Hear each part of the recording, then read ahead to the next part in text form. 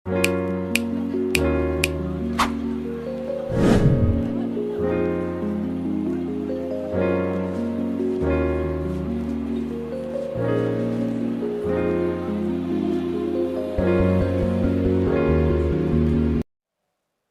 नमस्कार दोस्तों, स्वागत है आप सभी का सरकारी एजुकेशन अकेडमी में। मैं आपको पढ़ा रहा था इतिहास। इतिहास में हम आपको पढ़ा रहे थे बिंदुसार के बारे में, हमने आपको पढ़ा दिया। अब उसके बाद हम पढ़ाएंगे अशोक के बारे में। अशोक, जिनको द ग्रेट अशोक भी कहा जाता है, उनके बारे में हम आपको बेसिक जानकारी बताएंगे पहले। उसके बाद हम उसकी युद्धों के बारे में बताएंगे, अभिलेखों के बारे में बताएंगे। तो आज शुरू करते हैं। आशा करते हैं कि आपको ये वीडियो पसंद आए। अगर पसंद आए तो धन्यवाद। आज हम पढ़ा रहे हैं अशोक के बारे में। किनके बारे में? अशोक। अशोक को द ग्रेट भी कहा जाता है। द ग्रेट, ठीक। अब अशोक का जन्म कब हुआ था? अशोक का जन्म 304 बीसी में हुआ था। इनके पिता का नाम बिंदुसार था।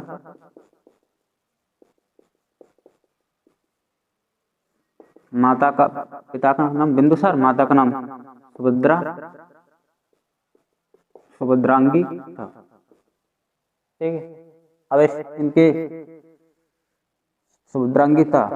अब इनका राज्याभिषेक हुआ था 269 बीसी में। इनका राज्याभिषेक कब हुआ? 269 बीसी में। और इन्होंने अपने राज्याभिषेक के 8वें वर्ष पर 261 बीसी में कलिंग पर आक्रमण कर दिया। कलिंग पर आक्रमण कर दिया। कहाँ करा? कलिंग पर आक्रमण कर दिया। अब कलिंग पर आक्रमण किया तो यहाँ इसने बहुत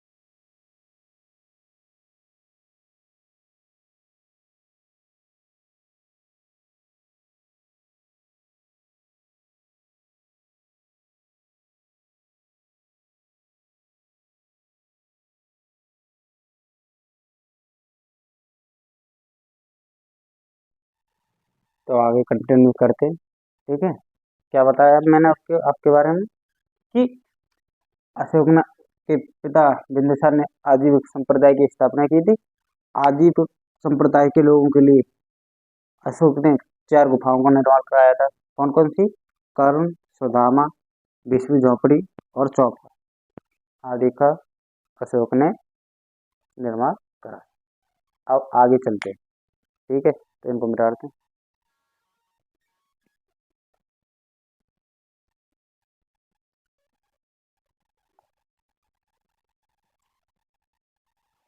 अब पता है, अब अशोक का कई जगह नाम दीवान पे भी मिलता है। प्रिय, दस्सी, दीवान पे आदि नाम भी अशोक के लिए प्रयुक्त होते हैं। ठीक, अब अशोक ने कलिंग युद्ध के बाद, कलिंग का युद्ध हो गया, उसके बाद उसने प्रण ले लिया कि मैं जीवन में कभी शस्त्र नहीं उठाऊंगा। और ऐसा कहा जाता है कि जब अशोक ने अस्त्र छोड़ दिए, उसके बावजूद वहां के मतलब भारतवर्ष के समूचे राजा उससे बहकाते थे और कहते थे कि मतलब अशोक से भयंकर डरते थे। और कहते हैं ना कि उन्होंने कहा था कि, कि अशोक ने हथियार चलाना छोड़े, अशोक ने हथियार चलाने छोड़े, पर उन्हें भूला नहीं है। मतलब हथियार छोड़े, चलाना नहीं भूला है। तो कभी भी हथियार लेकर विनाश कर सकता है, मतलब बहकाते थे अशोक से। तो अशोक ने बौद्ध धर्म को अपना लिया और उसने धम्म की स्थापना की। धम्म धम्म उन्होंने बहुत सारे नियम दिए और उनके साथ अभिलेख भी लिखे थे। अभिलेख कितने? 14 अभिलेख हैं महत्वपूर्ण। 14 अभिलेख के बारे में बताया गया नहीं है। अब अभिलेखों में उन्होंने क्या बताया? पहला अभिलेख बताता है कि बलि के बारे में, कि बलि आज बलि क्या कैसे लिखेंगे, बलि प्रथा को रोकी, प्रथा पर प्रतिबंध। तो इसके 14 अभिलेख थे। पहला तो बलि प्रथा के बारे में बताया गया था नहीं। दूसरा अभिलेख, दूसरे अभिलेख में बताया था इन्होंने कि मनुष्य और वह पशु चिकित्सा संबंध के बारे में बताया, संबंधित जानकारी दी।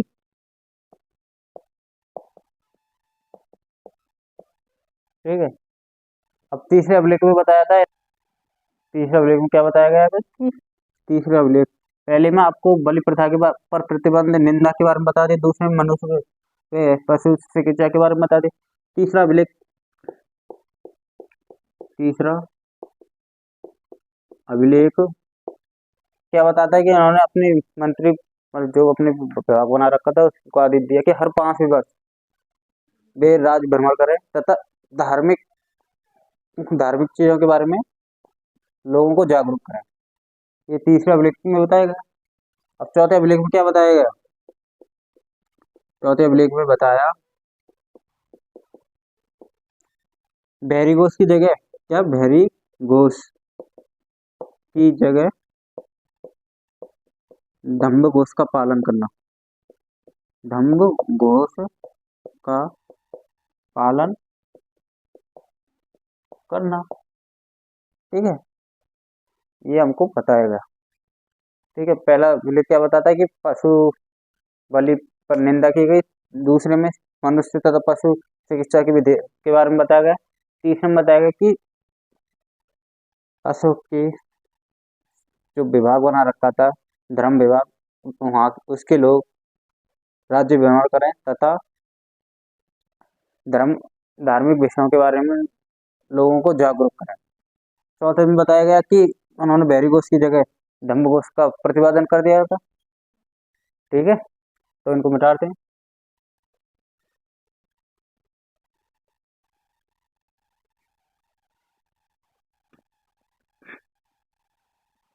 अब पांचवा क्या बताता है? पांचवा अभिलेख हमारा जो है वो धम्मात्रवाद बताता है। किसके बारे में? धम्म महापात्र। पांचवा पांचवा हमको बताता है धम्म महापात्र के चयन के बारे में।